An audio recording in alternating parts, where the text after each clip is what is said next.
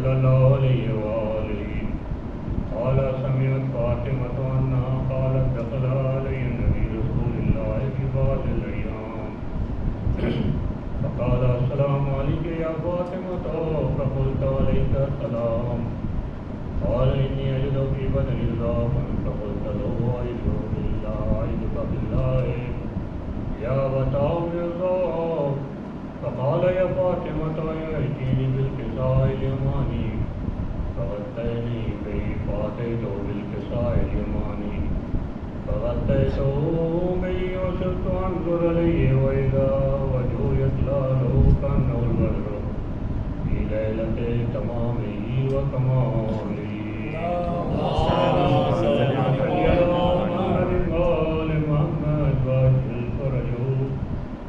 وما كانت إلا ساعة وإذا بولد الحسن قد أقبل قال السلام عليك يا أمه فقلت عليك السلام يا قرة عيني وثمرة فؤادي فقال يا أمه إني أشم عندك راية طيبة كأنها راية جد رسول الله فقلت نعم إن جدك تحت الكساء فأقبل الحسن والكساء فقال السلام عليك يا جداه يا رسول الله فتعلني أن أدخل معك تحت الكساء فقال وعليك السلام يا ولدي يا صاحب عوزي قد أذنت لك فدخل معك تحت الكساء وما كان إلا ساعة وإذا بولدي الحسين قد أقبل قال السلام عليك يا أمه فقلت وعليك السلام يا ولدي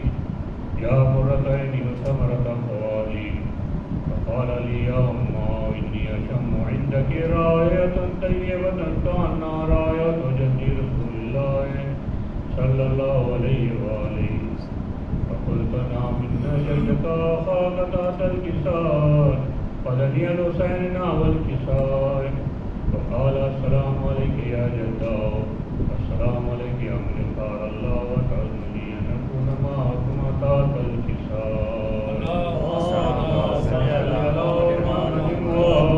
محمد فقال عليك السلام يا ولدي يا شافع أمتي قد أذنت لك فدخل معهما تحت الكساء فأقبل عند ذلك بأبو الحسن علي بن أبي طالب فقال السلام عليك يا بنت رسول الله فقلت وعليك السلام يا أبا الحسن يا أمير المؤمنين فقال يا فاطمة إني أشم عندك راية طيبة كأنها راية أخي وابن أمي رسول الله فقلت نعم وما ولديك تحت الكساء فأقبل علينا والكساء فقال السلام عليك يا رسول الله أتعنوني أن أكون معكم تحت الكساء قال لهم عليك السلام يا أخي ويا وسيي وخليفتي وصاحب لوائي قد أذنت لك فدخل عليهم تحت الكساء ثم أتيتنا والكساء فقلت السلام عليك يا أبتاه يا رسول الله أتعلن لي أن أكون معكم تحت الكساء قال وعليك السلام يا بنتي ويا بزتي قد أذنت لك فدخلت تحت الكساء فلما اكتملنا جميعا تحت الكساء أخذ برسول الله بطرف الكساء وأمي بيده اليمنى إلى السماء فقال اللهم إن هؤلاء أهل بيتي وخاصتي وهامتي لا مولى بي ودمه دمي يؤلمني ما يؤلمهم ويؤذنني ما يؤذنهم أنا حرب لمن حاربهم وسلم لمن سالمهم وعدو لمن عاداهم ومحب لمن أحبهم إنهم مني وأنا منهم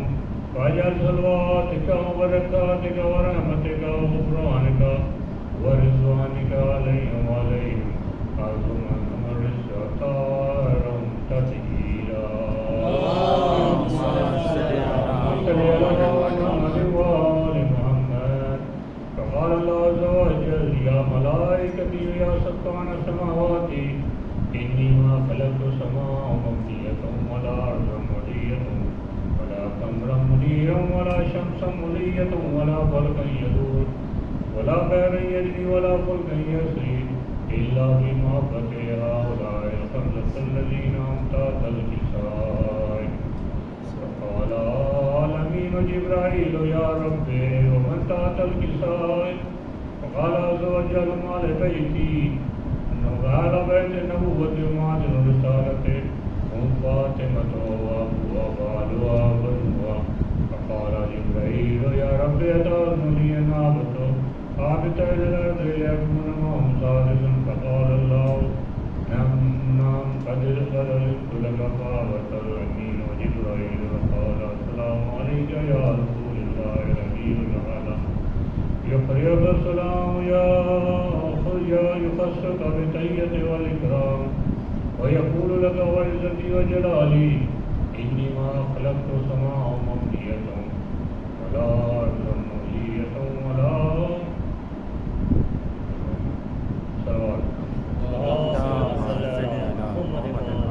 فلكا يدور ولا بحر يجري ولا فلكا يسري إلا لأجلكم محبتكم. وقد علمني أن أدخل معكم فهل تعلم لي يا رسول الله؟ قال رسول الله وعليك السلام يا أمين وحي الله إنه نعم قد علمت لك. فدخل جبرائيل معنا تحت الكساء فقال لي إن الله قضى عليكم يقول إنما يريد الله ليذهب عنكم الرجس أهل البيت ويطهركم تطهيرا.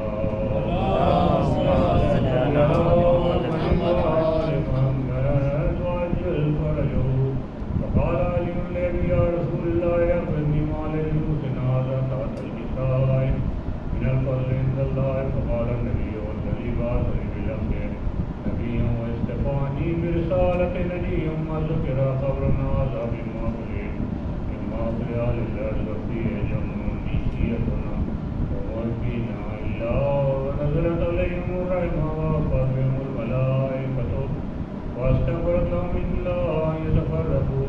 فقال علي رضي والله فزنا فارسيتنا ورب الكعبة. فقال النبي ثانيا يا علي والذي بعثني بالحق نبيا واصطفاني برسالة نبيا ما ذكر خبرنا هذا مما في أهل الأرض وفيه جمع مشيتنا ومحبينا فيهم مهموم إلا فرج الله هما ولا مهموم إلا وكشف الله هما ولا طالب حاجة إلا وقضى الله حاجته. فقال علي رضا والله فزنا سئلنا وكذلك شيئتنا قالوا سئلوا في الدنيا والآخرة ورب الكعبة. اللهم صل على محمد وعلى آل محمد وعجل فرجه.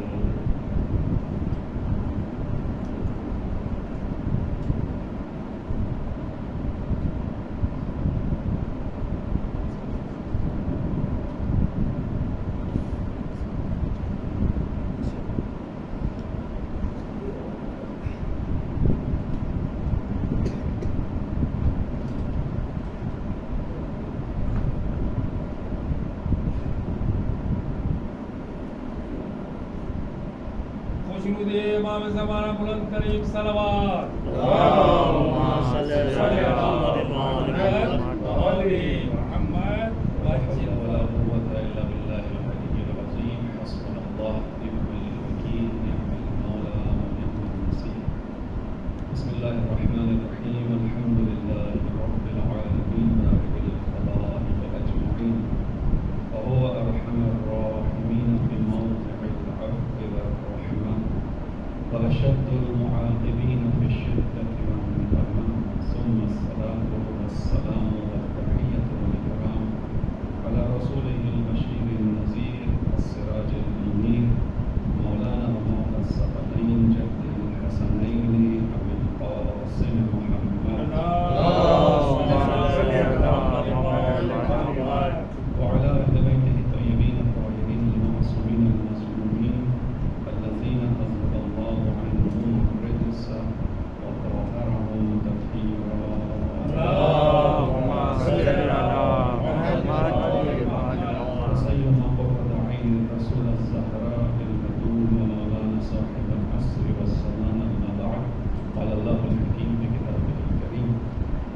الله الرحمن الرحيم يوم ندعو كل أناس بإمامهم فمن أوتي كتابه بيمينه فأولئك يقرؤون كتابهم ولا يظلمون فتيلا ومن كان في هذه أعمى فهو في الآخرة أعمى وأضل سبيلا.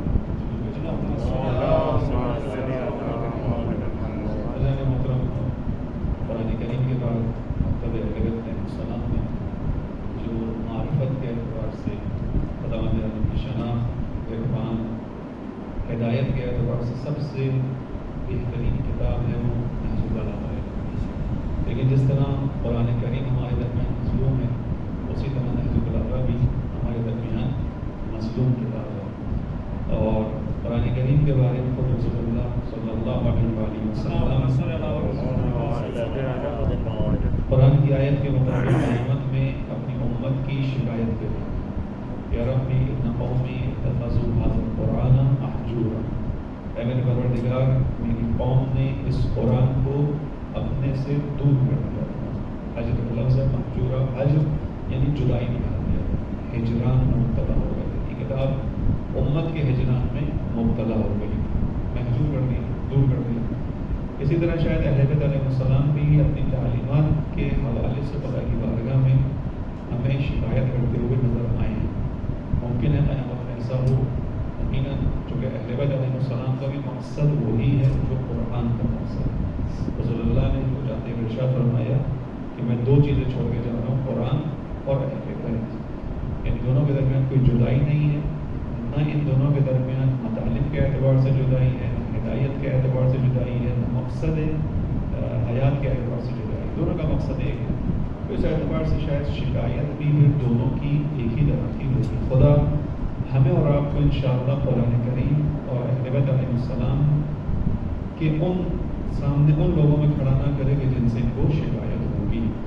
خدا کرے کہ انشاءاللہ ہم اور آپ اس سلسلے کو تھوڑا سا مزید سنجیدگی کے ساتھ سمجھیں اور آگے بڑھیں. یہ خوشائن بات ہے کہ ہمارے برادران نے نہج البلاغہ سے آشنائی کے اس پروگرام کا آغاز کیا، جس کا آغاز محترم جناب ظاہر ظاہر صاحب کے لیکچر سے ہوا.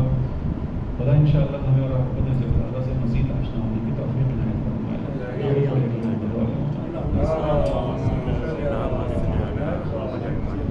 ابتدائی جو گفتگو نہج البلاغہ کے حوالے سے اس کو میں اسکپ کر رہا ہوں اس امید کے ساتھ کہ اس پر یقین ہمارے محترم استاد جناب ظاہر ظاہر صاحب نے بیان کیا ہوگا. نہج البلاغہ کی اہمیت، مکتب اسلام کے اندر اس کی اہمیت، اسلامی دانشوروں کے درمیان اس کی اہمیت، اور اس کے حوالے سے ہم نے یقیناً ابتدائی گفتگو میں بیان کیا ہوگا. اور ہمارا جو موضوع ہے اسی موضوع میں براہ راست آ جاتے ہیں. ہمیں جو موضوع برادران کی جانب سے دیا گیا وہ ہے امامت و رہبری کے عنوان سے جو کچھ بھی نہج البلاغہ کے اندر موجود ہے اس کو انشاءاللہ بیان کریں گے. اس کو ابتدائی طور پر اس طرح سمجھ لیجیے کہ امامت اور رہبری کے حوالے سے نہج البلاغہ کے اندر اشارات ہیں، خطبے ہیں. نہج البلاغہ کی 3 تقسیمیں ہم سب کی نالج میں ہیں، مطلب یادآوری کے لیے ایک تکرار ہے. پہلا حصہ خطبوں پر مشتمل، دوسرا حصہ مکتوبات یعنی جو امام کے لیٹرز ہیں اس پر مشتمل ہے، اور تیسرا کلمات قصار. یہ بات بھی واضح ہے سب کے ذہنوں کے اندر ہے کہ یہ کتاب امام علی نے خود نہیں لکھی، بلکہ امام علی علیہ السلام کے جو خطبے موجود تھے ان خطبوں میں بھی جو بلاغت کے اعتبار سے سید رضی کو سب سے بہتر نظر آئے اس اعتبار سے انہوں نے ان کی جمع آوری کی ہے. یعنی امام علی کا جو کلام ہے وہ فقط نہج البلاغہ میں نہیں ہے، اس کے علاوہ بھی امام علی علیہ السلام کی خطبے، ان کے کلمات قصار، ان کی چیزیں آپ کو دیگر کتابوں میں بھی ملیں گی. اور بہت سی چیزیں ایسی جو یہاں ہیں اور دیگر کتابوں میں نہیں ہیں، چونکہ سید رضی نے فقط بلاغت کے اعتبار سے جمع آوری کی ہے. اس کے اندر امام علی علیہ السلام کی جو خطبے جمع ہیں اس میں امامت کے عنوان سے براہ راست خطبے نہیں ہوتے. ہمیں خطبوں کے اندر جا کر جو نکات امامت کے اعتبار سے، رہبری کے عنوان سے، رہبر کے فرائض کے عنوان سے، امام کی اطاعت، امام کے حقوق، امت کا امام پر حق، امت کی جو ہے وہ رہنمائی میں امامت کا کردار، اس طرح کی چیزوں کو ہم خطبوں سے نکال کر ٹکڑوں کی ضرورت میں آپ کے سامنے بیان کریں گے. خطبے کا حوالہ ساتھ ہوگا اور اس میں جو مطلب امامت کے اعتبار سے ہوگا انشاءاللہ اس کو بیان کیا جائے گا. شروع اس طرح سے کرتے ہیں کہ جو آیت آپ کے سامنے پڑھی 2 آیات تھی سورہ بنی اسرائیل جو قرآن کریم کا 17واں سورہ ہے 17، اس کی آیات ہیں 71 اور 72۔ یہ آیات بہت وضاحت کے ساتھ بیان کر رہی ہیں کہ قیامت کے دن ہر انسان کو اس کے امام کے ساتھ محشور کیا جائے گا۔ یوم ندعو کل اناس بامامہم، قیامت کے دن ہر انسان کو اس کے امام کے ساتھ بلائیں گے۔ یہ چونکہ قرآن کی آیت ہے لہٰذا اس میں کوئی راوی کا تذکرہ نہیں ہو سکتا کہ راوی نے جو روایت بیان کی ہے معتبر ہے یا نہیں ہے، حدیث صحیح ہے کہ نہیں ہے، صحیح ہے کہ نہیں، اس کو سب مانتے یا نہیں مانتے۔ قرآن کی آیت ہے ذالک الکتاب لا ریب فیہ، یہ وہ کتاب ہے جس میں کوئی کجی ابہام ڈاؤٹ نہیں، وداؤٹ اینی ڈاؤٹ یہ چیزیں بیان کرتی ہے کتاب، خدا کی جانب سے نازل شدہ کتاب ہے۔ لہٰذا جو اس میں بیان ہوا اس کا مطلب ہے یہ حقیقت ہے کہ جو ہونی ہے۔ قیامت کے دن ہر انسان اپنے امام کے ساتھ اٹھایا جائے گا۔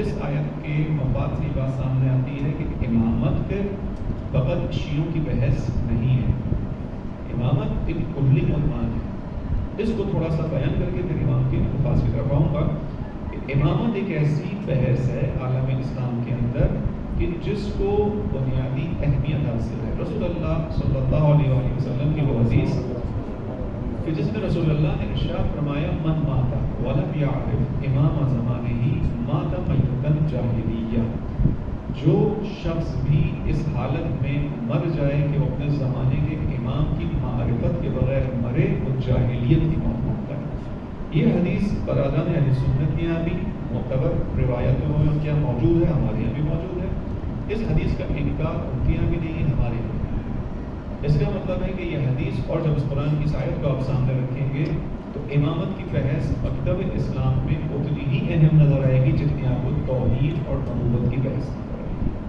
جتنی اہمیت توحید، جتنی اہمیت نبوت کی ہے، جتنی اہمیت قیامت کی ہے، اس آیت اور رسول اللہ کی روایت کے سائے میں ذیل میں امامت کی بحث بھی اتنی ہے، کیونکہ قرآن کہہ رہا ہے ہم قیامت میں ہر انسان کو اس کے امام کے ساتھ اٹھائیں گے، ہر انسان کو پھر یہ سوچنا ہوگا کہ میں کسی نہ کسی امام کے پیچھے چلنے والا ہوں یا کوئی نہ کوئی میرا امام ہوں۔ رسول اللہ نے بیان کیا کہ جو اپنے امام کو پہچانے بغیر مر جائے، اب ظاہری طور پر جتنے بھی بڑے علمی مرتبے پر فائز ہو دنیا کے اندر، اس کا کوئی بھی مرتبہ ہو، عہدہ ہو، مقام ہو، اگر وہ اپنے زمانے کے امام کو پہچانے بغیر مر جائے وہ جاہل بن جائے۔ رسول اللہ نے بیان کیا، بس یہ اہمیت کے لیے تھوڑا سا بیان کیا کہ امامت کی اہمیت اتنی زیادہ ہے، کیونکہ ہم اس بحث میں نہیں جا رہے، ہم نے نہج البلاغہ سے ان چیزوں کو تھوڑا سا آپ کے سامنے لے کر چل رہے ہیں۔ لیکن اس آیت کو میں ضرور پورا کرنا چاہوں گا کہ جو خدا نے بیان کیا کہ ہم قیامت میں ہر انسان کو اس کے امام کے ساتھ اٹھائیں گے، بس جس کے ہاتھ میں دانے ہاتھ میں یعنی سیدھے ہاتھ میں اس کی کتاب دی جائے گی وہی فاولئک بھی وہ گروہ ہوگا یقرؤون کتابہم، جو اپنی کتاب کو پڑھیں گے، ولا یظلمون فتیلا، اور ان پر ذرہ برابر بھی ظلم نہیں کیا جائے گا۔ ومن کان فی ھذہ اعمی، پچھلی آیت سے متعلق ہے واو کے ساتھ، ومن کان فی ھذہ اعمی، اور جو کوئی بھی اس دنیا میں اندھا رہے گا فہو فی الآخرۃ اعمی، وہ قیامت میں بھی اندھا رہے گا۔ وَأَضَلُّ سَبِيلًا، اور اپنے راستے سے بھٹکا ہوا ہوگا۔ پوری امامت کی بحث ان دو آیتوں کے اندر ہے۔ ظاہری طور پر یہاں پر وَمَن كَانَ فِي هَٰذِهِ أَعْمَىٰ، جو اس دنیا میں اندھا ہے، اس سے مراد ظاہری آنکھ نہیں ہے، کیونکہ جو اس دنیا میں اندھا پیدا ہوا اپنے اختیار سے پیدا نہیں ہوا۔ جب اپنے اختیار سے پیدا نہیں ہوا تو قیامت میں اندھا کیوں اٹھایا جائے گا؟ خدا تعالیٰ کے عدل پر سوال آئے گا یہ کہ اس دنیا میں جو آیا وہ اپنی مرضی سے تو نہیں آیا، اس دنیا میں جو آیا اس نے اپنے آنے کا انتخاب خود تو نہیں کیا، اس دنیا میں جو آیا اس نے اپنی کسی چیز کا انتخاب نہیں کیا، نہ زمانے کا انتخاب کیا، نہ اپنی جنس کا انتخاب کیا، نہ اپنے گھر والوں کا انتخاب کیا، کسی بھی چیز کا انتخاب انسان کے ہاتھ میں تو نہیں تھا۔ خدا تعالیٰ نے انسان کو خلق کیا۔ اب کوئی اگر اس دنیا میں بلائنڈ پیدا ہوا تو اس کا کیا قصور ہے کہ قیامت میں بھی بلائنڈ اٹھایا جائے؟ یہاں پر مفسرین نے بیان کیا کہ یہاں پر جو بلائنڈنیس کی بات ہے، اندھے ہونے کی بات ہے، اندھے بن کی بات ہے، یہ مراد جسم کی آنکھ نہیں ہے، بلکہ اس سے پہلے امامت کی بحث جو کہ گزری، اس امامت کو سمجھنے کے لیے انسان کو اپنی ہدایت کی آنکھ کو کھولنا ہے۔ اور اگر کوئی اس دنیا میں اس ہدایت کے سر چشمے سے وابستہ نہیں رہا تو چونکہ امامت سے ہٹنے کا مطلب گمراہی، رسول اللہ نے جو بیان کیا جاہلیت کی موت، جو اس دنیا میں امامت سے غافل رہا نتیجے میں کیا ہوگا؟ وہ اس دنیا میں پھر کسی نتیجے پر نہیں پہنچ پائے گا۔ وجہ کیا ہے؟ تسلسل کیا ہے؟ اس لیے کہ توحید کے بعد جو سیکوینس میں چیز آتی ہے توحید ہے، توحید کے ساتھ ہے نبوت، یعنی خداوند عالم نے اپنے انبیاء کے ذریعے سے اپنی پہچان کروائی، اپنی توحید کو منوایا۔ یہ آپ نے یقیناً برادر محترم طاہر زاہد صاحب کی لیکچرز میں سنا ہوگا، جو ان کا عنوان توحید سے متعلق اور عقائد سے متعلق ہے۔ خداوند عالم کی وحدانیت تک پہنچنے کے لیے ہم نے نبوت کا راستہ اپنایا ہے۔ انبیاء نے آ کر ہمیں خدا کی پہچان کروائی، جس کو بیان کیا کہ اگر یہ نہ ہوتے، انبیاء نہ ہوتے تو خدا کی پہچان نہیں ہو سکتی تھی۔ اگر یہ نہ ہوتے، ہم آئمہ علیہ السلام کی زیارتوں پر جاتے ہیں تو وہاں پر اس نے رکوع جو ملتا ہے اس کو جو پڑھتے ہیں اس کے اندر یہ جملہ ہے الحمدللہ الذی ہدانا لہذا وما کنا لنہتدی لولا ان ہدانا اللہ لقد جاءت رسل ربنا بالحق۔ خدا کا شکر ہے کہ جس نے ہمیں ہدایت کی، الحمدللہ الذی ہدانا لہذا، شکر اس خدا کا کہ جس نے اس دین کی ہمیں ہدایت دی۔ یہ ہدایت دی کیسے؟ کہ انبیاء کو بھیج کر اس نے ہمیں اس دین کی ہدایت دی۔ انبیاء نے آگے توحید کا راستہ واضح کیا، انبیاء نے آگے پہچان کروائی۔ اسی طرح انبیاء ایک سینٹر پوائنٹ ہے، انبیاء نے خدا کی پہچان بھی کروائی اور انبیاء نے اپنے بعد کے سلسلے کی بھی پہچان کروائی۔ یعنی انبیاء نے انسان کو اوپر والے نظام سے بھی جوڑا اور انبیاء نے اپنے بعد جو نیچے والا نظام تھا جو انسان کی ہدایت کے لیے تھا اس کو بھی جوڑا۔ انبیاء علیہ السلام ایک سینٹرل پوائنٹ تھے، وہاں سے آگے انہوں نے انسانوں کی ہدایت کی، انسانوں کی رہنمائی کی، جو مافوق طبیعت اس سے بھی رابطہ کروایا اور جو طبیعت کے دائرے کے اندر ہادی اور ولی تھا اس سے بھی رابطہ کروایا۔ لہذا انبیاء پہچان کا سبب بنے۔ اس پہچان کے ذریعے سے پھر ہمیں امامت کی پہچان ہوئی، اسی لیے خدا نے بیان کیا کہ اگر تم اپنے امام کو نہیں پہچانو گے تو قیامت کے دن گمراہ ہو گے، گمراہی۔ میرے خیال اتنا بیان اس حوالے سے کافی ہے کہ امامت کی بحث کتنی اہم بحث ہے اسلام کے اندر۔ محمد وآل محمد صلوات۔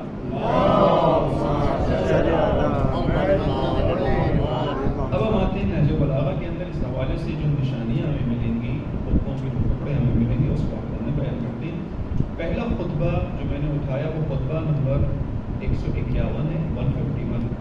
خطبوں میں آپ کو ترتیب نہیں ملے گی، یعنی میں پہلے 151 سے بیان کروں گا، پھر میں پیچھے کی طرف چلا جاؤں گا، اس لیے کہ جو مطلب میں نے لیا ہے، جو اپنی لیکچر کے لیے جو سیکوینس بنائی ہے اس میں اس طرح سے چلنا ہوگا۔ چونکہ عنوان آیت کی لیا تھا، اس عنوان کے اندر خدا نے کہا ہر انسان کو اس کے امام کے ذریعے سے اٹھایا جائے گا۔ اگلی آیت نے کہا کہ جو اس دنیا میں اندھا رہا یعنی محروم رہا اس ہدایت کے نظام سے، وہ قیامت میں بھی محروم رہے گا، اندھا اٹھایا جائے گا، اس کو اس کا جو زندگی ہے وہ کوئی فائدہ نہیں دے گی۔ اس اعتبار سے اب امام علی علیہ السلام نے گمراہ انسان کی پہچان بیان کی، اور اس گمراہ انسان کی پہچان میں جو بنیاد بیان کیا وہ ایک انسان کا بغیر امام کے چلنا ہے۔ خطبہ نمبر 151 151 اس میں امام بیان کرتے ہیں، میں تبرکاً کچھ جگہوں پر عربی پڑھوں گا اور زیادہ میں کوشش کروں گا کہ اردو میں ہی آپ کے سامنے بیان کروں۔ خطبے کا ریفرنس موجود ہے، جو بھی دیکھنا چاہے وہ اس میں دیکھ سکتا ہے۔ وَهُوَ فِي مُهْلَةٍ مِّنَ اللَّهِ يَهْوِي مَعَ الْغَافِلِينَ۔ امام علی علیہ السلام گمراہ شخص کی پہچان بیان کر رہے ہیں۔ وہ آیت ہمیشہ ذہن میں رکھیے گا کہ جو اس دنیا میں اندھا تھا، وَهُوَ فِي الْآخِرَةِ أَعْمَى، وہ آخرت میں بھی اندھا ہوگا، وَأَضَلُّ سَبِيلًا، سبیل راستے کو کہتے ہیں، اضل گمراہ کو کہتے ہیں، یعنی اپنے راستے سے بھٹکا ہوا ہوگا، بلکہ صحیح ترجمہ ہوگا اپنے راستے سے سب سے زیادہ بھٹکا ہوا ہوگا۔ اضل جو ہے اس پروڈکٹیوٹی نہیں ہے، اضل سبیلا سب سے زیادہ بھٹکا ہوا ہوگا۔ کون؟ کہ جو اس دنیا میں اندھا رہا اور آخرت میں بھی اندھا۔ امام انہی غافلوں کی، گمراہوں کی پہچان بیان کر رہے ہیں۔ وَهُوَ فِي مُهْلَةٍ مِّنَ اللَّهِ يَهْوِي مَعَ الْغَافِلِينَ، اسے اللہ کی طرف سے مہلت ملی ہوئی، غفلت میں پڑا ہوا انسان اللہ کی جانب سے مہلت میں زندگی گزار رہا ہے۔ وَهُوَ فِي مُهْلَةٍ مِّنَ اللَّهِ يَهْوِي مَعَ الْغَافِلِينَ، اور اسی مہلت کی وجہ سے وہ غفلت میں پڑنے والے لوگوں کے ساتھ نشست و برخاست کر رہا ہے۔ جو غفلت میں پڑ گئے ان کے ساتھ اٹھنا بیٹھنا ہے، نشست و برخاست ہے اس کی۔ وَيَغْدُو مَعَ الْمُذْنِبِينَ، اور گناہگار لوگوں کے ساتھ جو ہے وہ اپنا صبح اور شام گزارتا ہے۔ بلا سبیل قاصد، اور یہ وہ شخص ہے کہ جس کا جو راستہ ہے وہ اس کے لیے واضح نہیں۔ ولا امام من قائد، یہ کہ گمراہ اس لیے کہ کوئی امام ایسا نہیں ہے اس کے سامنے جو اس کی رہنمائی کر سکے. ولا امام قائد قیادت سے جو آگے چلنے والا. یعنی اگر اس نے اپنا کسی کو قائد سمجھا ہوتا, اگر اس نے اپنا کسی کو رہنما بنایا ہوتا, اگر کوئی اس کو رہنمائی کرنے والا ہوتا تو یہ غافلوں میں سے نہیں. اس پہ تھوڑا سا سمجھ لیجیے یہ کیوں غافلوں کے ساتھ ہے, اس لیے یہ کیوں گناہ گاروں کے ساتھ صبح اور شام گزار رہا ہے, اس لیے کہ اس کا کوئی رہنما نہیں, اس لیے کہ اس نے اپنا کسی کو قائد قرار نہیں دیا. قائد جو آگے چل رہا ہوتا ہے اس کے پیچھے چلنے والی امت ہوتی ہے. اس کا مطلب یہ ہوا کہ امام علی بیان فرما رہے ہیں کہ انسان کی زندگی میں امام قائد کی اہمیت اتنی زیادہ ہے کہ اسے گمراہی کی تاریکیوں سے نکالتا ہے. اگر کسی کو گمراہی سے نکلنا ہے تو اس کے پاس کوئی چارہ کار نہیں ہے سوائے اس کے کہ وہ اپنے لیے امام قائد قرار دے. امام بھی ہو لیکن توجہ کیجیے گا, امام جیسے ہم سب کا عقیدہ ہے, ہمارے کتنے امام ہیں؟ 12 امام ہیں. تو ممکن ہے ہمارے ہی درمیان ایسے لوگ ہوں کہ جنہوں نے امام کو لفظاً امام مانا ہو, امام قائد نہ مانا ہو. یہاں پہ جو لفظ ہے امام قائد, اگر امام قائد نہ ہو, قائد یعنی رہنمائی کرنے والا, قائد یعنی کھڑا ہونے والا, ساتھ چلنے والا, جو آپ کے سامنے کھڑا ہوا ہے آپ اس کے پیچھے پیچھے چل رہے ہیں, یہ امام. اس امام کے نظریے کے تحت اگر کوئی چلے گا تو گمراہی سے بچے گا. فقط نظریہ امامت کا ماننے والا گمراہی سے نہیں بچ سکے گا. فقط ائمہ علیہ السلام کے نام لینے سے میں گمراہی سے بچوں گا, نہج البلاغہ, قرآن کریم, رسول اللہ کی روایت کے مطابق ہی نہیں ہوگا. میرا 12 پر عقیدہ ہے, یہ عقیدہ بہت اہم ہے, یہ عقیدہ فضیلت رکھتا ہے, لیکن اس عقیدے کے ذریعے سے مجھے کرنا کیا ہوگا, مجھے امام کو امام قائد ماننا ہوگا. یعنی وہ رہنما ہے. کس چیز میں قائد؟ قائد کہاں ہوتا ہے؟ قائد زندگی کے ہر شعبے میں قیادت کرتا ہے. قائد کہتے ہی اس کو ہیں کہ زندگی کے ہر شعبے میں رہنما ہو, وہ قائد ہوتا ہے. یعنی ایسا ہے کہ میرے غم کے اندر بھی یہ امام اور نظام امامت میری قیادت کرے, میری خوشی کے اندر بھی یہ امام اور نظام امامت میری قیادت کرے. میں زندگی کے جس مرحلے میں بھی ہوں مجھے یہ نظام امامت اور یہ میرا امام قیادت کرتا ہوا نظر آئے. امام کی جانب سے آیا قیادت میں کوئی مسئلہ ہے؟ ہم سب کا جواب بغیر کسی چیز کو سوچے سمجھے نفی میں آئے گا. اس لیے کہ ہم جو امام کی صفات کو جانتے ہیں, امام کی صفات کو پہچانتے ہیں, امام کے بارے میں جانتے ہیں, ہم جانتے ہیں کہ امام اللہ کے علم سے وابستہ ہوتا ہے. امام خدا کی جانب سے خدا کی زمین پر خدا کا نمائندہ ہوتا ہے. ایسے ہی یعنی خدا حجت ہوتا ہے. حجت کا مطلب اتھارٹی. خدا بند عالم نے زمین پر امام کو اتھارٹی بنایا ہے. جب اتھارٹی ہوتی ہے تو وہ پورے اختیارات کے ساتھ ہوتی ہے. پھر اتھارٹی ایسی ہو کہ اس سے کوئی غلطی کی گنجائش باقی نہ ہو. مخصوصاً یہ اتھارٹی اگر اتھورائز کس کی جانب سے کیا گیا؟ خدا کی جانب سے کیا گیا. خدا بند عالم سے کسی غلطی کا امکان ہے؟ جواب نہیں. خدا بند عالم کی جانب سے کسی چیز میں کوئی کوتاہی ہے؟ جواب نہیں ہے. خدا بند عالم کی جانب سے آیا کبھی انسان کو, بشر کو یہ جواب ملے گا کہ تمہارے اس مسئلے کا حل میرے پاس نہیں ہے؟ ایسا جواب آئے گا؟ نہیں آئے گا. تو جب اس ہستی نے ان ہستیوں کو آتھورائز کیا ہے تو جو یہ شخصیتیں ہیں یہ بھی ایسی ہی ہونی چاہیے کہ ان کے پاس انسان کے ہر سوال کا جواب ہونا چاہیے. اسی لیے ہمارے لیے حجت ہے, اسی لیے ہمارے لیے حجت ہے. لہذا امام علی بیان کر رہے ہیں کہ اگر امام قائد نہ ہو تو گمراہی ہے. اور یہ قیادت زندگی کے اپنے پک اینڈ چوز میں نہیں ہے کہ میں جس شعبے میں چاہوں اس کی قیادت اور رہنمائی سے فائدہ اٹھاؤں گا. جہاں میرا مزاج نہیں ہوگا میں اس امامی قیادت کے نیچے نہیں چلوں گا. یہ آپشن نہیں رکھا خدا, یہ اختیار نہیں رکھا خدا. خدا نے کہا کہ زندگی کے ہر شعبے کے اندر یہ امام تمہارا ہے, یہ امام تمہارا رہنما. تم زندگی کے کسی بھی شعبے کے اندر جاؤ, خوشی ہو گھر میں, غم ہو گھر زندگی کے اندر, نوکری کے مسائل ہوں, تجارت کے مسائل ہوں, گھر کے معاملات ہوں, شوہر زوجہ کے آپس کے تعلقات ہوں, باپ بیٹے کا تعلق ہو, ہر چیز کے اندر ان کو بنا کر رہنما اور قائد قرار دیا ہے. انسانوں کی مخصوصاً ہماری اکثر مشکلات کی وجہ یہی ہے کہ ہم نظریہ امامت کو الحمدللہ اپنائے ہوئے ہیں, یہ بھی الحمدللہ کی بات ہے, لیکن ہم نے نظریہ امامت کے ساتھ جس چیز کو اپنانا تھا وہ سیرت ائمہ علیہ السلام، راستہ تھا اہل بیت علیہ السلام کا۔ میں ہمیشہ اس جملے کو بیان کرتا ہوں کہ دوسروں کے یہاں بہت سارے مسائل ہوتے ہیں، ہمیں اس پہ بھی تکلیف ہوتی ہے، لیکن اہل بیت علیہ السلام کے ماننے والوں کے یہاں جو مسائل مخصوصاً شادی کے حوالے سے دیکھنے میں آتے ہیں، طلاقوں کے مسائل دیکھنے میں آتے ہیں، یہ بڑا تکلیف دیا اہل بیت علیہ السلام کے ماننے والوں کی، یہ واقعی تکلیف دے۔ جہاں ہم اپنے بچیوں کے نکاح کے اندر جو دعا پڑھتے ہیں، اس دعا کی ابتدا نکاح کے بعد یہی ہوتی ہے کہ پروردگار الف بینہما کما الفت بین آدم و حوا، الف بینہما کما الفت بین محمد و خدیجہ صلی اللہ علیہ وسلم، الف بینہما کما الفت بین علی و فاطمہ۔ خدا ان دونوں کا جو آپس میں ربط ہوا، رشتہ بنا، ان دونوں کے درمیان وہ الفت اور محبت ان کے دلوں میں ڈال جو آدم و حوا کے درمیان تھی، جو رسول اللہ و خدیجہ کے درمیان تھی، جو امام علی اور جناب فاطمہ کے درمیان پر محمد وال محمد صلوات۔ جہاں زندگی کا آغاز اتنی خوبصورتی کے ساتھ ہو رہا ہو کہ جہاں رول ماڈل، یہ دعا کرنے کا مقصد کیا ہے؟ اس دعا کو کرنے کا مقصد دونوں کے ذہن میں اور جتنے سننے والے ہیں سب کے ذہن میں یہ بات ڈالنے کہ دیکھو یہ رشتہ ایسا ہے کہ خدا نے اس رشتے میں اپنی عزیز ترین ہستیوں کو آپس میں جوڑا ہے۔ خدا متعلق نے آدم کو اکیلے نہیں رہنے دیے، خدا نے آدم کے ساتھ حوا کو خلق کیا، یہ رشتہ بہت اہم ہے۔ اس کے اندر خدا محبت بیچ میں ڈال رہا ہے، الفتہ کا لفظ ہے، قرآن کی آیت ہے کہ ہم نے تمہیں ایک دوسرے کے لیے زوج بنایا اور تمہارے درمیان مودت کا رشتہ پیدا کیا، خدا پیدا کر رہا ہے۔ لہذا قیادت کہاں ہے؟ زندگی کے ہر مرحلے پر۔ امام نے کیا بیان کیا؟ یہ شخص جو غافل ہے، جو گمراہ ہے، اس کی پہچان امام بیان کر رہے ہیں۔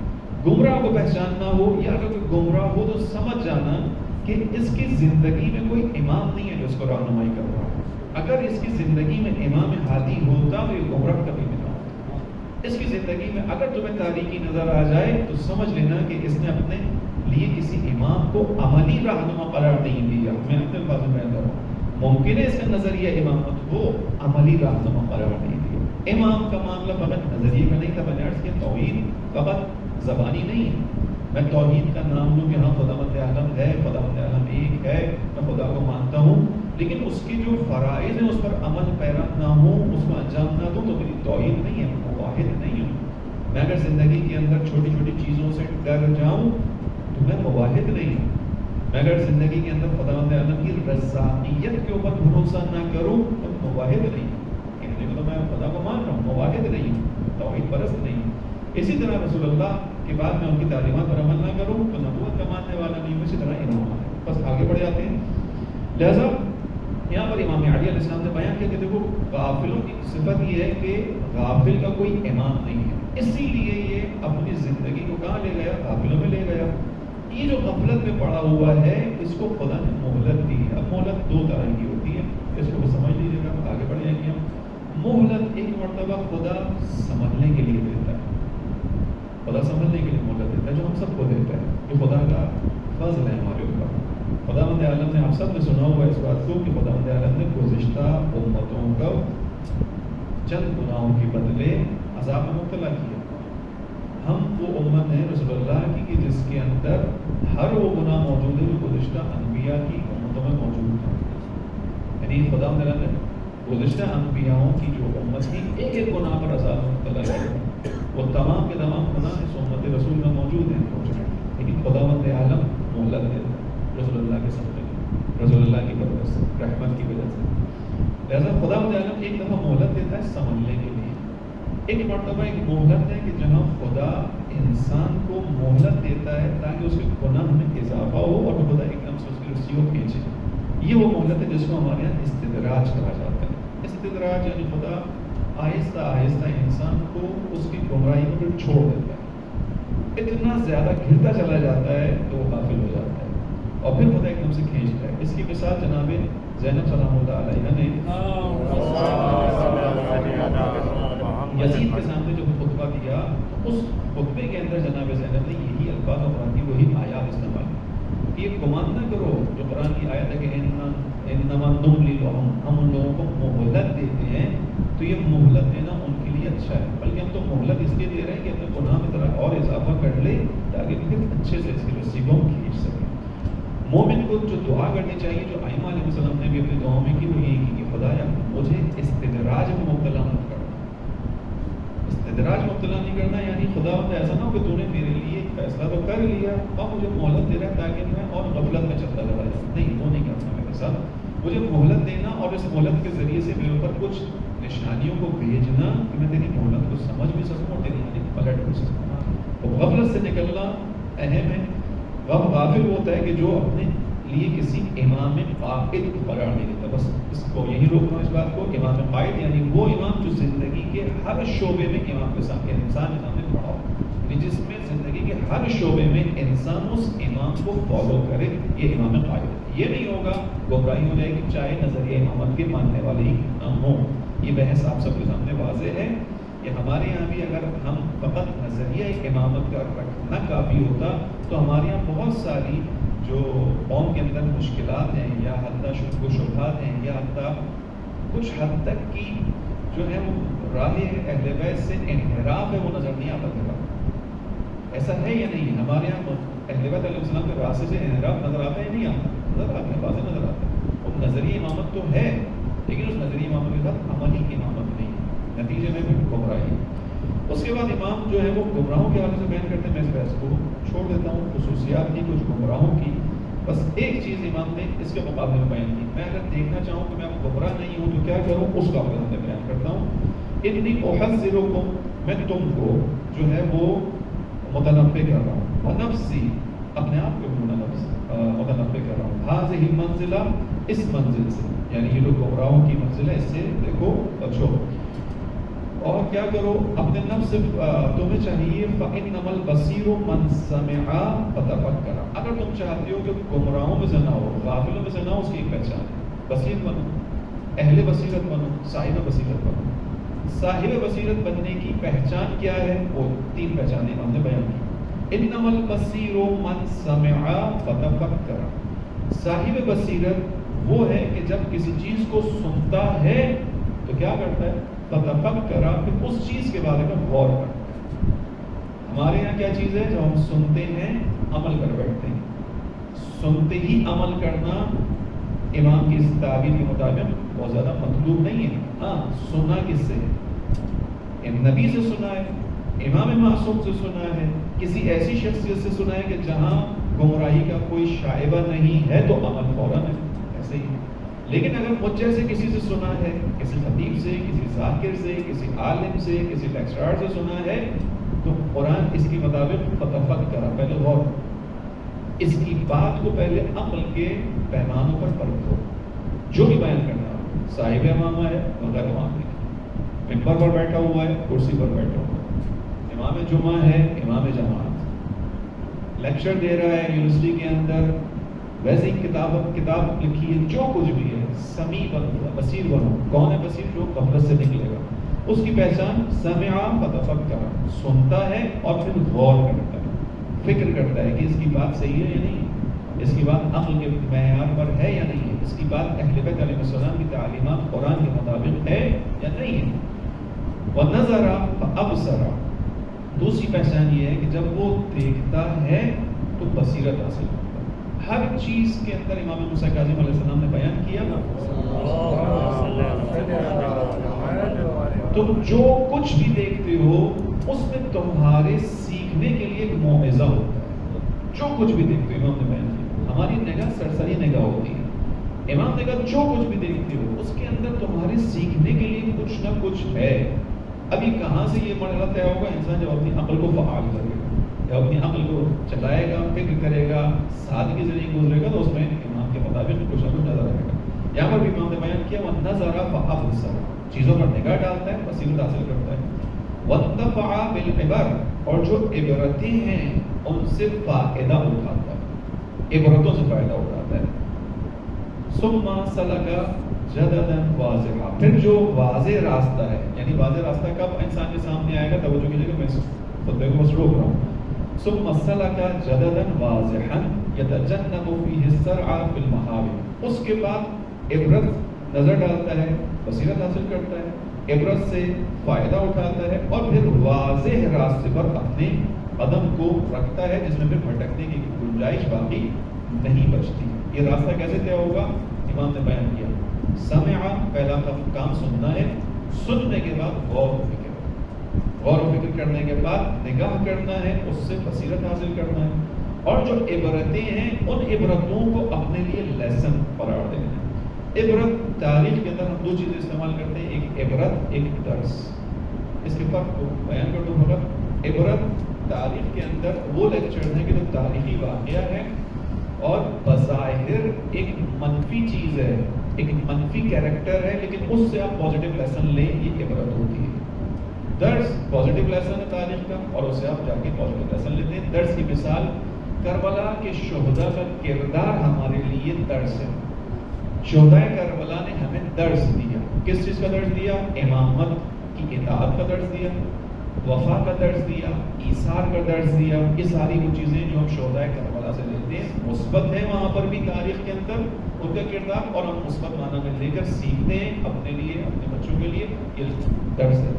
عبرت عمر ابن سعد کا کردار، عبرت شمر کا کردار، عبرت ابو موسیٰ اشعری کا کردار، عبرت اہل کوفہ کا کردار. منفی ہے تاریخ کے اندر، یہ تمام کردار تاریخ کے اندر منفی ہیں. مثلا عمر ابن سعد ایک ایسے شخص کا بیٹا ہے، سعد بن ابی وقاص کا، کہ جو عالم اسلام کے اندر ایک مقام رکھتے ہیں. سعد بن ابی وقاص رسول اللہ کے اچھے صحابیوں میں سے تھے، اسلام کی لشکر کا حصہ تھے، مجاہد تھے، شجاعت رکھنے والے تھے. اور ظاہراً تاریخ میں اس طرح سے ملا کہ جب اسلامی جنگوں کا آغاز ہوا تو اس جنگ میں پہلا تیر سعد ابن ابی وقاص نے دشمن کی جانب پھینکا تھا.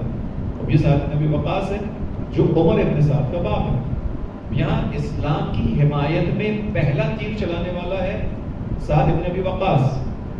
امام حسین کے خلاف کربلا میں پہلا تیر چلانے والا ہے عمر ابن سعد. ایک ہی گھر سے باپ اور بیٹا، کرداروں میں کتنا فرق. باپ کی جانب سے چلایا ہوا تیر اسلام کی نصرت کے لیے ہے، بیٹے کی جانب سے بھیجے جانے والا تیر اسلام کو ختم کرنے کے لیے. ایسے ہی یہ عبرت. سعد ابن ابی وقاص، عمر ابن سعد عبرت. عمر ابن سعد کا کردار جانتا ہے امام حسین علیہ السلام کو، اسی وجہ سے پہلے اس نے انکار کیا کہ میں حسین کے خلاف قیام نہیں کروں گا. دندوں میں رہے، اس کے بعد رہے کی حکومت، یہ ساری چیزیں اس کے سامنے آئیں. نتیجے میں کیا ہوا؟ پاؤں پھسلا. شبر ذوالجوشن سن 61 ہجری میں اس کے ہاتھ میں خنجر ہے، امام حسین علیہ السلام کا قاتل ہے. 35-36 ہجری میں 38 ہجری میں یہی شبر اپنے ہاتھ میں تلوار لیے ہوئے امام علی کے لشکر میں امام علی کا مددگار ہے. 21 سال 22 سال بعد وہی شخص جو امام علی علیہ السلام کا حامی ہے، ناصر ہے، امام علی کی ہمراہی میں یعنی ان کے نظام امامت میں چلتا ہوا جو جاتا ہے، حق کی خاطر قیام کرتا ہے، زخم کھاتا ہے، زخمی ہوتا ہے جنگ صفین کے اندر، وہی شخص 21-22 سال بعد آ کر اپنے ہاتھ میں خنجر لے کر اسی امام برحق کے بیٹے کو جو خود امام برحق اپنے ہاتھوں سے ذبح کرتا ہے. یہ تاریخ کا منفی کردار ہے. اس منفی کردار کے اندر بھی لیسن ہے میرے اور آپ کے لیے، ہے یا نہیں؟ ہمیں اور آپ کو کیا سیکھنا ہے کہ آخر ہوا کیا؟ وہی والی بات ہے امام علی نے کہ سمعا، سن لیا، وتفکر، غور تو کرو ہوا کیا. 21 سال کے اندر ایک شخص اتنا زمین سے آسمان پہ کیسے آ گیا؟ اتنا چلو یہ ہو جاتا کہ جو امام علی کا ساتھ دینے والا تھا وہ کربلا کی جنگ میں بے طرف ہو کے بیٹھ جاتا، کہتا کہ ٹھیک ہے مجھے سمجھ نہیں آ رہا، امام حسین جا رہے ہیں شہادت کی طرف، میں نہیں سمجھ پا رہا امام کے اسلام، بے طرف ہو کے بیٹھ جاتا. نہیں، بے طرف نہیں ہے، ایک پارٹ ہے اس جنگ کا اور اس کے اندر شدید ترین کردار اس کا ہے. بس ہمیں تفکر ہے، فکر کرو، غور کرو، نظارہ باپسرا، دیکھو کیا ہوا، پھر اس سے اپنے لیے بصیرت حاصل کرو اور اس کے بعد عبرت حاصل کرنی. لہٰذا یہ وہ چیزیں جو انسان کو غفلت سے نکالے گی. غافل انسان کون ہوتا ہے؟ جو امام قائد کی قیادت سے محبوب ہے. ٹھیک، آگے بڑھے جاتے ہیں تیزی کے ساتھ. دوسری چیز جو آپ کے سامنے بیان کروں امامت کے ہی اعتبار سے، وہ یہ کہ امام علی علیہ السلام اس امامت کو اور اس کی جو حقیقت ہے اس کو جو بیان کر رہے ہیں، امامت کا راستہ کیسا ہے. اب امام کی اہمیت سمجھ میں آ گئی قرآن کی آیت کے مطابق. دوبارہ ریورس کر رہا ہوں تھوڑی سی چیزوں کو. قرآن کی آیت کیا پڑھی تھی؟ میں امتحان دیتا ہوں تھوڑا تاکہ جو سو رہے وہ جھاگ جائیں. کیا آیت پڑھی تھی؟ سی یوم ندعو کل اناس بامامہم، ہم قیامت کے دن ہر انسان کو اس کے امام کے ساتھ اٹھائیں گے. آیت کہاں کی تھی؟ سورہ بنی اسرائیل، آیت نمبر 71 اور 72. ٹھیک ہے، یہ آیت ہوگی. امام کی اہمیت اس آیت کے مطابق رسول اللہ کی روایت کیا تھی؟ من ماتا ولم یعرف امام زمانہ ہی ماتا میتۃ الجاہلیہ، جو اپنے زمانے کے امام کی معرفت کے بغیر مر جائے جاہلیت کی موت مر گیا. امام نے بیان کیا امام علی نے کہ جس کا امام قائد نہ ہو وہ گمراہ شخص. 3 چیزیں اسٹیبلش ہو گئی. چوتھی چیز، اب امام آ کر امام اور امت کی اقسام بیان کر رہے ہیں. ٹھیک ہے، امام تو ماننا ہے، امامت تو ہے، قرآن کا وہ ہے، تعلیم بھی ہے. اب اس چیز کو امام کا جو خطبہ ہے میں آپ کے سامنے لے کر آیا ہوں، خطبہ نمبر 25. اس میں امام نے امت کی کچھ قسموں کو بیان کیا امامت کے اعتبار سے. اس کو توجہ سے سنیے گا. یہ خطبہ اس کا جو بیان کرنے کی وجہ ہے وہ یہ ہے کہ امام علی علیہ السلام کو یہ خبریں ملی کہ معاویہ کے اصحاب جو ہیں یعنی اس کے فوجی سپاہی مختلف شہروں پر اپنا قبضہ کر رہے ہیں. اور یمن کے جو گورنر تھے امام علی علیہ السلام کی، وہ حسن ابن ابی ارطاد کہ جو معاویہ کے لشکر کا سالار تھا اس کی طرف سے شکست کھا گئے. یعنی یمن میں جو امام علی کا گورنر تھا اس کو حسن ابن ابی ارطاد کے ہاتھوں شکست ہوئی.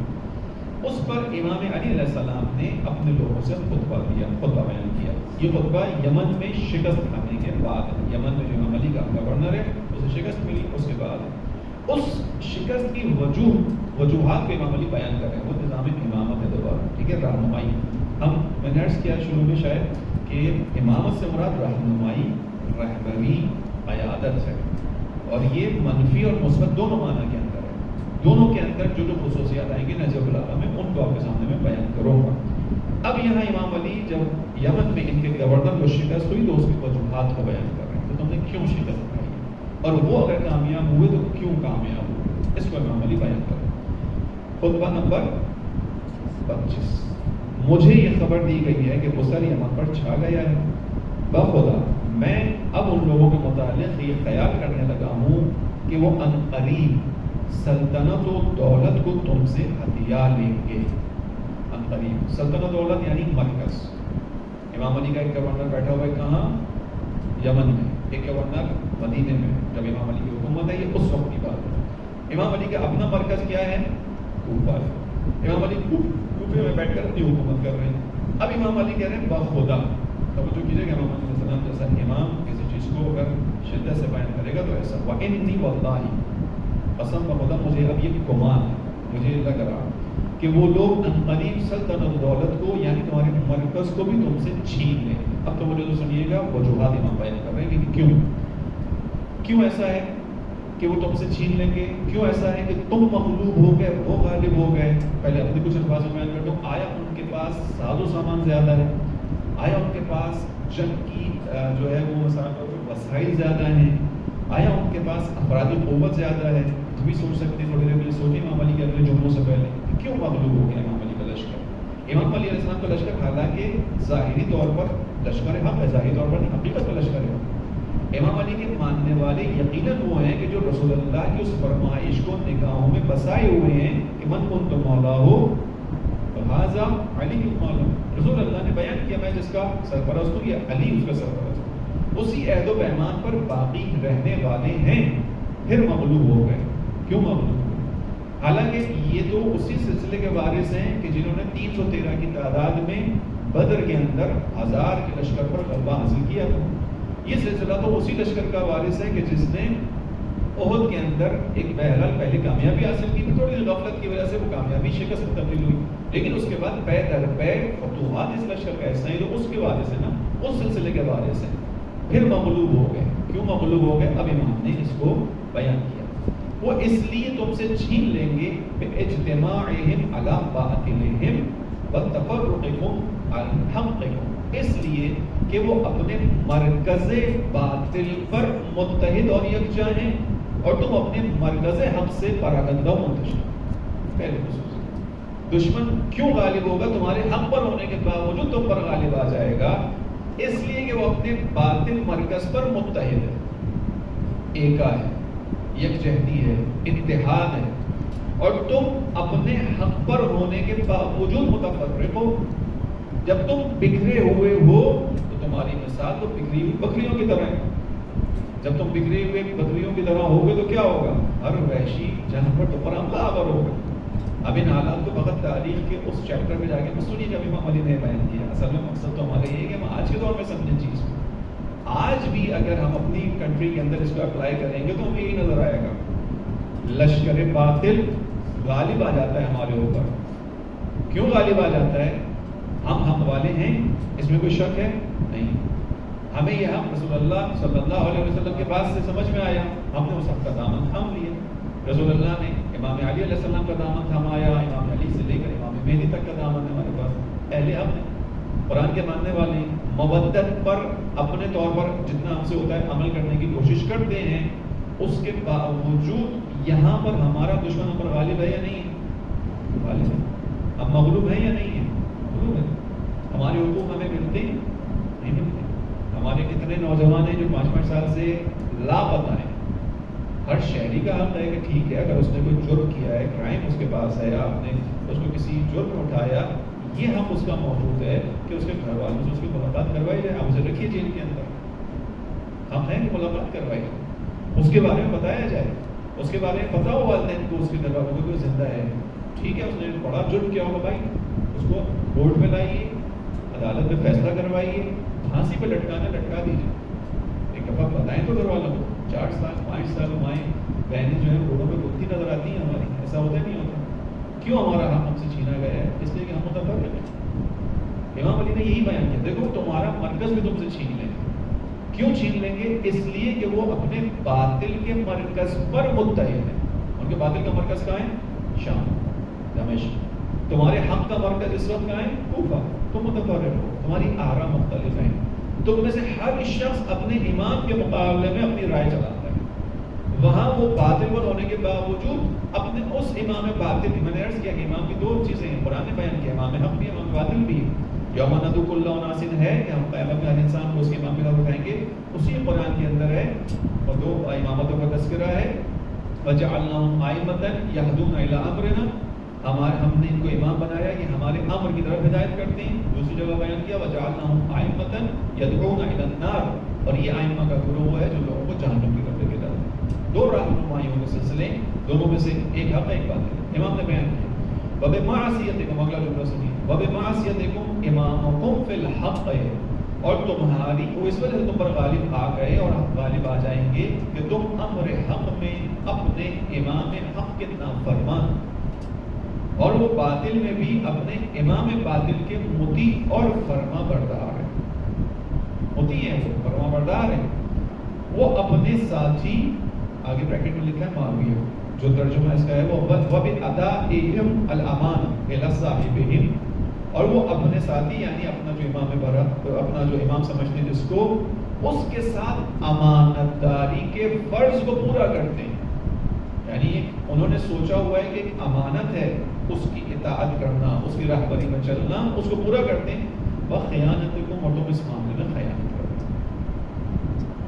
ہم نے بہت پہلے اس چیز پر کچھ سوچا تھا، توفیق نہیں ملی. امام علی علیہ السلام کی جو درد ہے نا نہج البلاغہ کے اندر، کبھی موقع ملے ان دردوں کو نکالنا چاہیے. حقیقت بتا رہا ہوں، امام علیہ السلام پر رونے کے لیے بڑے مصیبت کے ٹکڑوں کی ضرورت نہیں پڑتی. انہی چیزوں کو پڑھ کر امام علی علیہ السلام کی مضبوطیت کا واقعی احساس ہوگا. امام علی یہ بیان کرتے ہیں کہ دیکھو کیوں ایسا ہو رہا ہے، اس لیے کہ وہ نظام امامت کے ماننے والے، وہ بھی تم بھی ماننے والے. تمہارے اوپر غلبہ اس لیے ہو گیا، تم مغلوب اس لیے ہو گئے کہ تم مان تو رہے. وہی والی بات آ گئی نا میری، جو میں نے کہا تھا کہ نظریہ امامت ہے، عملی امامت نہیں. میں نے ایسے نہیں بیان کیا تھا. نظریہ امام اس کا مطلب ہے جانے مطلب کہ سلسلہ پیچھے سے چلا آ رہا ہے. نظریہ امام درست ہے، عملی امام، اطاعت امام، پیروی امام کے معاملے میں معاملہ گڑبڑ رہا ہے. نتیجے میں امام علی جیسے امام کو یہ جملہ ادا کرنا پڑا. لہٰذا یہاں پر امام نے کیا بیان کیا، وہ تمہارے پر اس لیے غالب آ گیا کہ وہ اپنے باطل پر ہونے کے باوجود مجتمع ہے. انہوں نے اپنے سینٹر کی حفاظت کی ہے. اس کو سمجھتے ہیں کہ اس مرکز کو مضبوط بنانا ہے، اس مرکز کی تائید کرنی ہے. نتیجے میں غالب آ گئے اور تم اپنے حق پر ہونے کے باوجود متفرق ہو. اس کو آج کی دنیا میں اگر آپ چاہیں امپلیمنٹ کریں یا دیکھیں اس کو، اس کی ایک صورتحال میں آپ کے سامنے بیان بیان کرنا چاہوں گا باطل کے اندر، پھر امام حق کے اندر بھی بیان کر دوں گا، اور اسی پہ آج گفتگو روک دیں گے. اگلا انشاءاللہ جب موقع ملے گا اسی سے کنٹینیو کریں گے. آج کے دور میں اگر دیکھنا چاہیں آپ تو ایک چھوٹی سی مثال نظام باطل امامت کے اوپر اسرائیل کی مل جائے گی. آپ محدود دنیا میں صہیونیوں کی تعداد زیادہ ہے یا شیعوں کی تعداد زیادہ ہے؟ میں نے مسلمان نہیں کہا، مسلمان کہتا تو بہت بڑی تعداد ہے. میں تو شیعوں کی بات کر رہا ہوں کہ جو خالصتاً نظام امامت کے ماننے والے ہیں. صہیونیوں کی تعداد کتنی ہے؟ بہت کم ہے شیعوں سے. لیکن صہیونی مکتب، صہیونی سلسلہ، اسرائیل کی حکومت دنیا کے اندر مغلوب ہے کہ غالب ہے؟ غالب ہے. کیوں غالب ہے؟ جملہ امامت کی بنا بے اجتماعہم، ان کی اجتماع کی وجہ سے، ان کے مرکز کو مضبوط کرنے کی وجہ سے ہر صہیونی نے دماغ میں بٹھایا ہوا ہے کہ آئندہ آنے والا دور ہمارا ہے. ہر صہیونی نے اپنے دماغ کے اندر اس بات کو بٹھایا ہوا ہے کہ آئندہ آنے والے دور میں ہماری حکومت ہوگی. ہماری حکومت کیسے ہوگی؟ جب حضرت عیسیٰ زمین پر تشریف لائیں گے. صہیونیوں کا یہ نظریہ کہ حضرت عیسیٰ ہماری خاطر آئیں گے. میں آپ کی خدمت عرض کروں، وہاں باقاعدہ اسکولوں کے اندر، اسرائیل کے اندر اسکولوں کے اندر بچوں کو آئندہ آنے والے دور کی تعلیم دی جا رہی ہے. ایک بہت بڑا میدان ہے وہاں، اس میدان میں لے جا کر وہ اپنے بچوں کو، اسکول کے بچوں کو لے جاتے ہیں سال میں 2 دفعہ. وہاں باقاعدہ بچوں کی پریکٹس کی جاتی ہے، بچوں کو فائرنگ سکھائی جاتی ہے، جنگی حکمت عملی سکھائی جاتی ہے، دکھایا جاتا ہے بچوں کو دیکھو یہ وہ میدان ہے جہاں عیسیٰ زمین پر اتریں گے. چونکہ ہمارے یہاں بھی روایت ہے بیت المقدس کے پاس حضرت عیسیٰ کا نزول ہوگا، ان کے یہاں بھی روایت موجود ہے.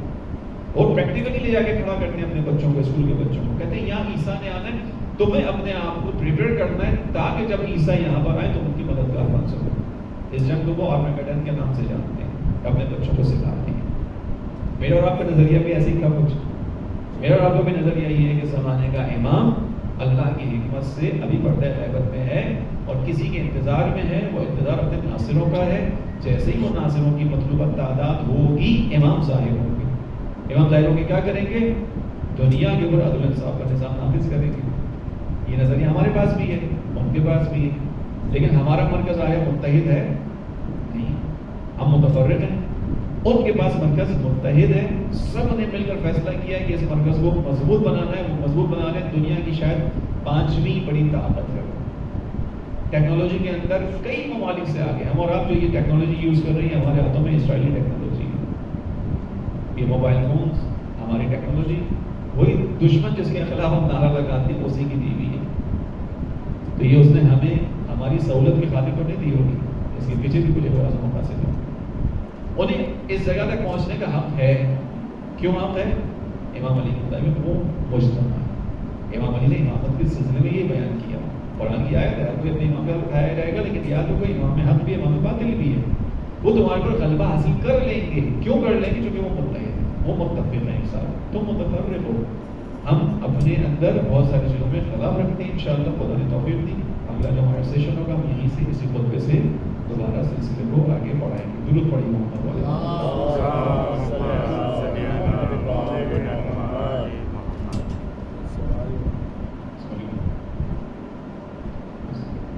صاحب میرا ایک سوال ہے کہ جیسے آج کے دور میں شیعت ہے، وہ اس بات پہ ہی کلیئر نہیں ہے کہ ان کا مین مرکز کیا ہے.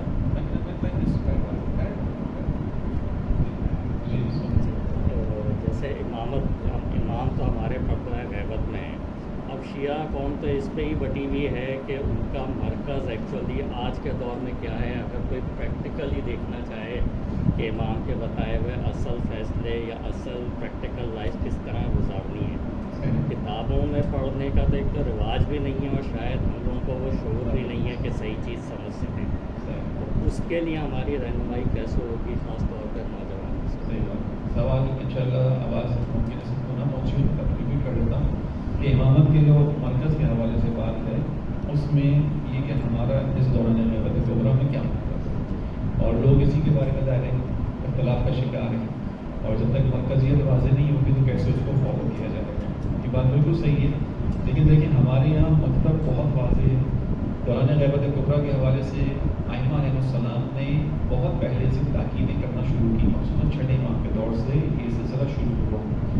چھٹے امام کے دور سے اس لیے سمجھ میں آتی ہے یہ بات کہ جو کہ اگلے امام یعنی امام موسیٰ کاظم کا دور تھا، امام اس چیز کو یقیناً جانتے تھے اور دیکھ رہے تھے کہ ساتویں امام کے دور سے ہی ایک طرح سے یہ امت اپنے امام سے محروم ہونا شروع ہو جائے گی، چونکہ چوتھے امام پانچویں امام تک کا معاملہ الگ ہے، پھر چھٹے امام کے دور میں مدینہ کے اندر یونیورسٹی بنی ہوئی ہے، لیکن امام اس کو آگے دیکھ رہے ہیں جو اگلا جانشین ہوگا میرا، وہاں سے یہ سلسلہ بنو عباس کے دور میں شروع ہو جائے گا کہ یہ امت امام سے محروم کی جائے گی، ایسا ایسا اس کو محرومیت کی طرف لے کے جایا جائے گا، اور وہ سلسلہ کس ذریعے سے ہوگا؟ قید کے ذریعے سے ہوگا، قید اور جلا وطنی۔ لہٰذا ہم چھٹے امام کے پاس سے دیکھیں آپ کو تمام ائمہ قید اور جلا وطنی میں نظر آئیں گے، یعنی مرکز سے کاٹ دینا، ان کا مرکز نہ بننے دینا۔ اس سے امام نے ان چیزوں کو سمجھتے ہوئے پہلے ہی وضاحتیں دینا شروع کر دی تھی لوگوں کو۔ چھٹے امام کا ایک کام آپ اگر تاریخ میں جا کر دیکھیں، مطلب چھٹے امام کا دور ہے اور امام بیٹھے ہوئے مسجد میں بیٹھے ہوئے خطبہ دے رہے ہیں، درس دے رہے ہیں، لیکچر دے رہے ہیں، اور امام نے اپنے شاگردوں کو تربیت کیا ہوا۔ امام کے ابو بصیر ہیں، امام کے جو ہے وہ زرارہ ہیں، امام کے حشام تاب ہیں، یہ سارے امام کے حشام کے مسالے ہیں، تاب ہیں، یہ سارے امام کے شاگرد ہیں۔ مثلا روم سے ایک شخص آ رہا ہے اور آنے کے بعد کہتا ہے کہ جی میں روم سے آیا ہوں، سن کے آیا ہوں کہ مدینے کے اندر محمد مصطفیٰ کا جانشین یا ان کے علم کا جاننے والا بیٹھ کر لوگوں کو درس دے رہا ہے، میں روم کا سب سے بڑا مثلا عالم ہوں، میں وہاں سے آیا ہوں، میں ان سے مناظرہ کرنا چاہتا ہوں جو سب سے بڑے عالم ہیں عالم اسلام کے۔ وہ آتا ہے امام صادق کے سامنے، امام کہتے ہیں کہ مثلا کس موضوع پہ بات کرنا چاہتے ہو؟ وہ کہتا ہے میں علم کلام میں بات کرنا چاہتا ہوں، خدا کی صفات، خدا کے بارے میں بات کرنا چاہتا ہوں۔ امام اپنے شاگرد کو آگے کرتے ہیں، مثلا مومن تاب کو آگے کرتے ہیں، کہتے ہیں کہ تم اس سے گفتگو کرو، اس سے مناظرہ کرو۔ اس آنے والے شخص کو معیوب لگتا ہے، کہتا ہے کہ میں اپنے علاقے کا سب سے بڑا عالم ہوں، میں آپ سے مناظرہ کرنے آیا ہوں، آپ اس امت اسلام کے وقت سب سے بڑے عالم ہیں، آپ میرے ساتھ مناظرہ کریں، میری شان کے مطابق نہیں ہے کہ میں شاگرد سے مناظرہ کروں۔ امام ایک جملہ کہتے ہیں تم اس سے مناظرہ کرو، اگر تم مناظرے میں گفتگو میں اس کو شکست دے لو، سمجھ لینا تم نے جابر صادق کو شکست دی، سمجھ لینا کہ تم نے جابر صادق کو شکست دی۔ آگے کے جملے اس کی شکست کے بعد میں تم سے کلام نہیں کروں گا، اتھارٹی، ٹھیک ہے؟ کیوں امام نے کام کیا؟ موجود تھے، کر لیتے مناظرہ۔ امام شاید وہی والی بات ہے کہ آگے کو دیکھتے ہوئے راستہ بنانے جا رہے ہیں کہ دیکھو ایک وقت آئے گا کہ امام براہ راست تمہاری اپروچ میں نہیں ہوگا، پھر کیا ہوگا؟ پھر تمہارا راستہ کون طے کروائے گا؟ وہ علماء کہ جنہوں نے ہمارے مکتب کو سمجھا ہو، اور اس کو ہم اپنی زندگی میں حجت بنا کے پیش کر رہے ہیں۔ میں موجود ہوں، میری موجودگی کے باوجود میں اپنے شاگرد کو آگے کر کے کہہ رہا ہوں کہ اگر تم نے اس کو شکست دی یعنی میری شکست ہے۔ اس کا مطلب کیا ہے؟ اس کا کلام میرا کلام ہے، اس کی بات میری بات ہے، اس کا راستہ میرا راستہ ہے۔ لہٰذا اب جب دوران یہ ایک دفعہ نہیں ہوا، متعدد بار ہوا، کئی لوگوں کے ساتھ ہوا، اور جب وہ آیا اس نے امام کے شاگردوں سے گفتگو، کبھی کوئی بھی امام کے شاگرد پر غالب نہیں ہو سکتا، ٹھیک ہے؟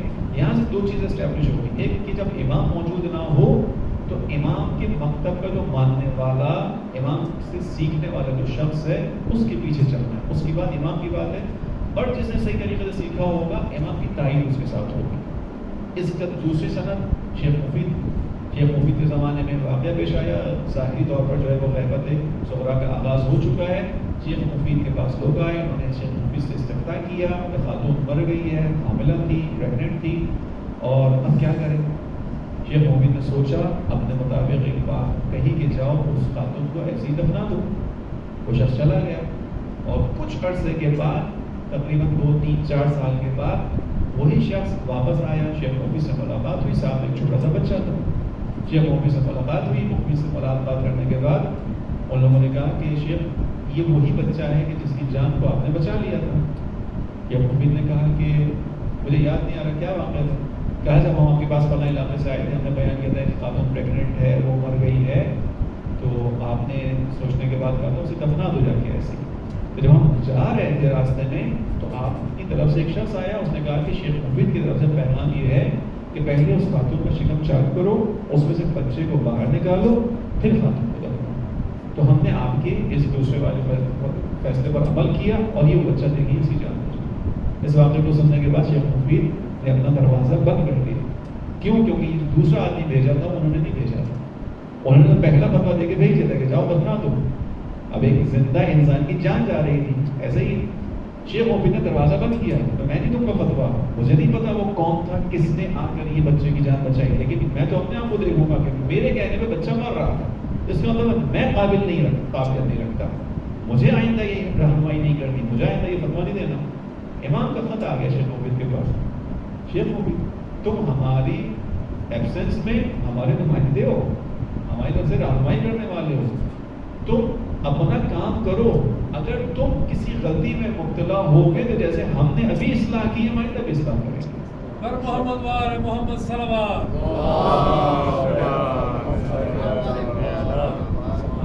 یہ نظام ہے ہمارا نظام امامت کا, جو ہمارے یہاں بحث ولی فقی کی اور مجتہد کی اجتہاد کی, وہ یہ ہے کہ کنٹینیویشن میں, نہ کہ اس کے پیرالل ہے, اس کے مقابلے میں نہیں ہے, ہاریزون میں نہیں ہے, ورٹیکل میں ہے. ورٹیکل میں یعنی ولایت کا سلسلہ, اطاعت کا سلسلہ ورٹیکل اس کے صورت کے اندر ہے. ہاریزون میں تھوڑی ہے کہ خدا کی اطاعت اسی طرح رسول کی اطاعت اسی طرح امام کی اطاعت, ایسا نہیں ہے. خدا کی اطاعت, رسول کی اطاعت, امام کی اطاعت, اجتہاد کی اطاعت, اس طرح سے. ایسا جو راستہ ہے وہ یہ راستہ ہے. وہ مرکزیت کو امام زمانہ نے بیان کیا. چوتھے نائب کے انتقال سے پہلے امام زمانہ نے لیٹر بھیجا اور کہا کہ دیکھو تم ہمارے آخری نامینیٹڈ پرسن ہو, اس کے بعد ہم کسی کو نامینیٹ نہیں کریں گے, اس کے بعد ہم کسی کو معین نہیں کریں گے. اب کیا ہوگا؟ وَأَمَّا الْحَوَادِثُ الْبَاقِيَةُ, اب جو واقعات پیش آئیں فَارْجِعُوا, سب کو چاہیے وہ رجوع کریں اِلیٰ رُوَاةِ حَدِیثِنَا, ان لوگوں کی طرف جو ہماری بات کو قرآن اور حدیث کے مطابق سمجھنے کی صلاحیت رکھتے ہیں, یعنی اجتہاد یعنی مجتہد. یہ مرکزیت ہے. اس مرکزیت کے تحت ہم دوران غیبت کبریٰ میں جمع ہو سکتے ہیں. اس کی آخری بات کروں, اس مرکزیت کو اس انقلاب نے بہت واضح انداز میں انٹروڈیوس کروا دیا. امام خمینی نے انقلاب برپا کیا, یہی مرجعیت کا مرکز بنا, لوگ ساتھ آئے, یہ انقلاب وقوع پذیر ہوا. اس انقلاب کی برکتوں میں سے ایک برکت آپ نے ابھی کچھ عرصہ پہلے داعش کا خاتمہ دیکھا. ٹھیک ہے, اس کا مطلب ہے کہ مرکز ہے اور جواب بھی دے رہا ہے. مرکز ہے, اور جب سے شیعوں نے اس مرکز کو سمجھنا شروع کیا, اگرچہ ابھی بھی بڑی تعداد نہیں سمجھ رہی, ابھی بھی بہت سے لوگ اس کے مخالف ہیں, ابھی بھی بہت سے لوگ اس کے اندر شکوک و شبہات کا شکار ہیں, اس کے باوجود تشیع کی جتنی تعداد نے اس مرکز کو سمجھ لیا اور اس کا ساتھ دینے پر آمادہ ہو گئے. آپ کے سامنے چھوٹی چھوٹی مثالیں موجود ہیں, خود ایران کا انقلاب, حزب اللہ, یمن, اور اس کے بعد یہ داعش کا خاتمہ, یہ اسی مرکز نظام ہے اجتہاد کی وجہ سے. تو یہ ائمہ علیہ السلام کی روایت سے واضح مرکز ہمارے سامنے. امام صادق کا جو تذکرہ چھڑا تھا, اس لیے جب امام نے بیان کیا دوران غیبت کبریٰ کی چیزوں کو, تو ایک شخص نے امام سے پوچھا, مولا حالات تو بھی بڑے شدید ہوں گے, وہاں مومنین کیا کریں گے؟ امام خیمے میں بیٹھے ہوئے تھے, وہ شخص خیمے میں امام کے ساتھ تھا. امام نے کہا خیمے کا پردہ ہٹاؤ.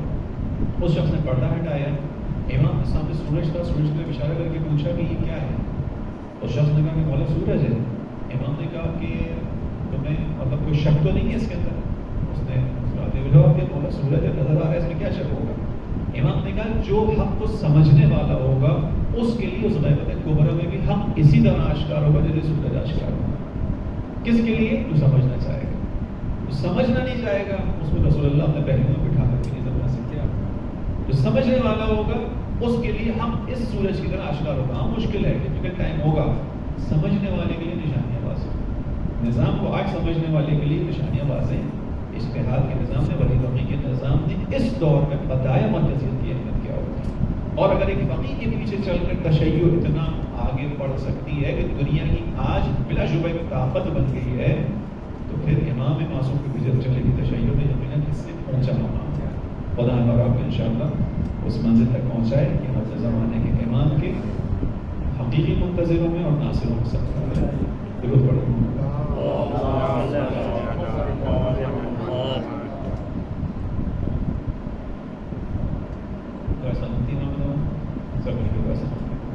بسم اللہ الرحمن الرحیم. اللهم كل وليك الحجة